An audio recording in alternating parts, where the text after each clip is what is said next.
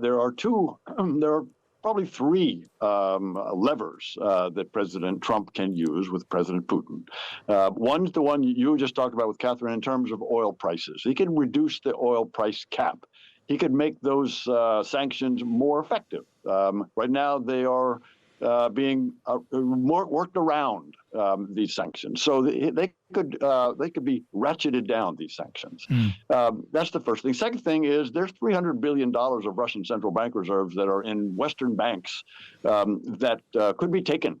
I don't recommend bargaining with those. I recommend just taking those. Right. But that's a lever as well. And the third, of course, is what President Trump has said he's willing to do. As if President Putin doesn't come to the table, President Trump says he's willing to provide more weapons to the Ukrainians to allow them to continue to fight and to continue to push back on the Russians. So we've got some leverage. You'll struggle to find anything very much better than that.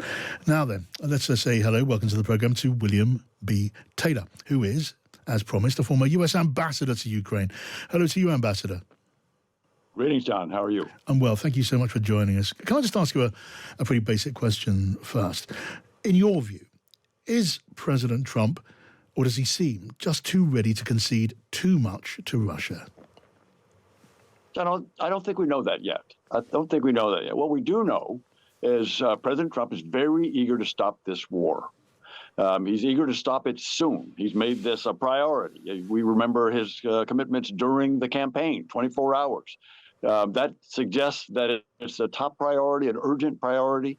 This could be a good thing. This could allow him, as you were just talking with Catherine, to put some real pressure on President Putin to come to the table seriously. And that's what it's going to take. That's what it's going to take. President Zelensky has said, "I'll be there. I'm in." President Putin has not said that. And so you're asking the right question. Is President Trump ready to put some real pressure on President Putin?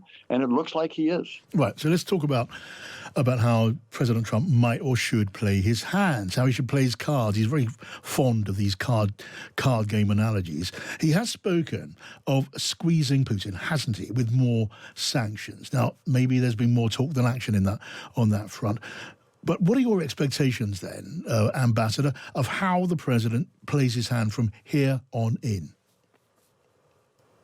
I think you're right. There are probably three levers that President Trump can use with President Putin.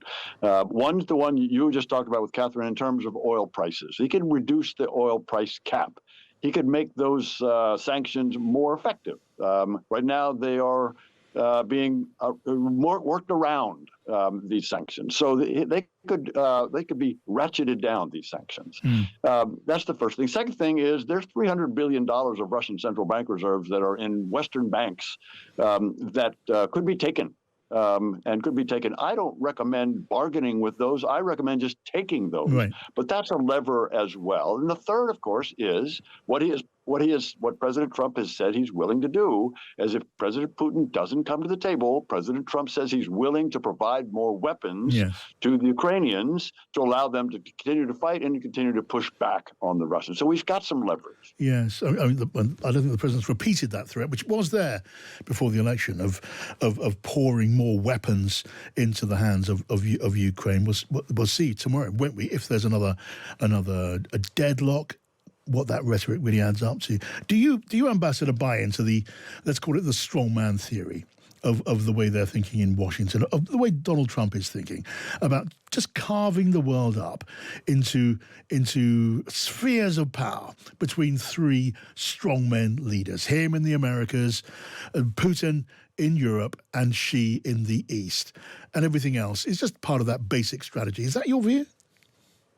It's not my view. I think it's important to recognize that each of these countries around these various points that you just mentioned, certainly around Russia and around China, these countries are sovereign. Ukraine, for example, is a sovereign nation. And this idea that you could just carve this up, a new Yalta, That's not the.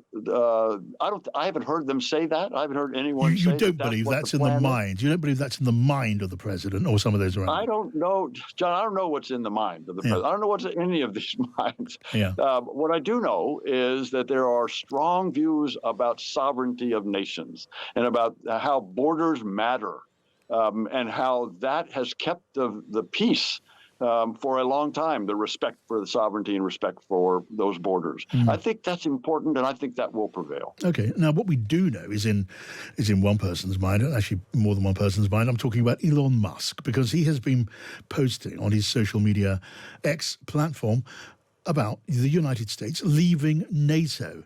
Now, some people, including John Bolton, he has been saying that's part of Donald Trump's thinking for a good long while now. Do you think it is? Do you think it's a possibility?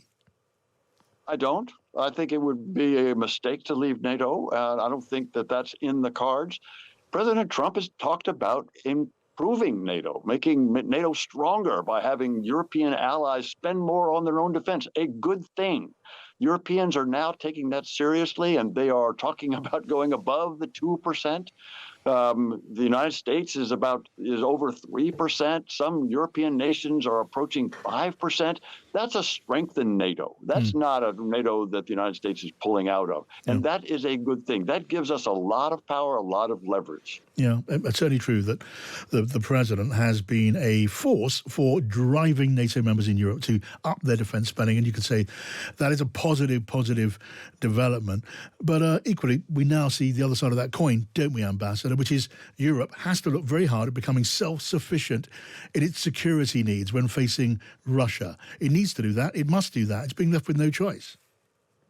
It has no choice, and it seems to be doing that. It recognizes that in order to enforce the ceasefire that we were just talking about, the Europeans may well need to assemble a force that would go into Ukraine and help enforce that ceasefire, help ensure that the Russians don't invade again. But whether Putin likes it or not, you mean? Because he will say no. Of course he'll say no, but he doesn't have a choice. Right. If a sovereign nation like Ukraine invites the Brits and the French and the Danes and the Finns and others to come in and help support them, the Ukrainians, then the Russians don't get a choice.